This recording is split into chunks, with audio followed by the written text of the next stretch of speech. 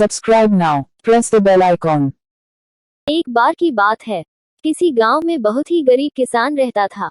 वह किसान एक समय अमीर व्यक्ति भी रह चुका था। वह जब अमीर था तब भी और आज गरीब होने के बाद भी वह दूसरों की मदद किया करता था।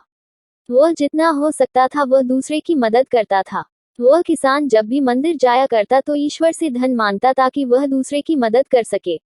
ऐसे ही कुछ समय बिता। एक दिन किसान ने एक सपना देखा कि अगले दिन तुम्हारे घर पर एक साधु आएंगे।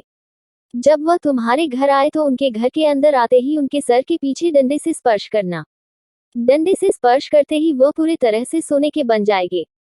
इस तरह तुम फिर से एक अमीर आदमी बनकर दूसरों की मदद कर सकते हो। अगले दिन ऐसा ही हुआ। उस किसान के घर पर एक साधु ने दस्तक दिया। यह किसान पहले से ही डंडा लेकर तैयार था। जैसे ही वह साधु घर के अंदर आया, किसान से डंडे से उसके सर के पीछे स्पर्श किया और वह पूरी तरह सोने के बन गए। अब यह सब कुछ एक नाई, बाल काटने वाला, ने देखा लिया। यह नाई किसान के घर किसान का बाल काटने आया था। उस नाई ने सोचा, अगर किसी साधु को डंडा से मारने पर सोने का बदलता है तो मैं इस तरीके से बहुत ही अमीर बन सकता हूँ। मुझे भी साधुओं को डंडे से मारकर अमीर बना चाहिए। उस किसान ने तो बस एक ही साधु को डंडा से मारा, मैं एक से ज्यादा साधु को डंडे से मारकर उससे भी ज्यादा पैसे वाला बन जाऊंगा। यह सोचकर नाई ने कुछ साधु को अपने घर भोजन और दान देने के लिए बुलाया। साधु भी परेशान थे कि जो नाई हमें कभी कुछ भी दान नहीं दिया, आज वह भोजन भी खिलाएगा और दान भी देगा। वैसे भी वह सभी साधु नाई के बताए समय पर नाई के घर पहुंच गए।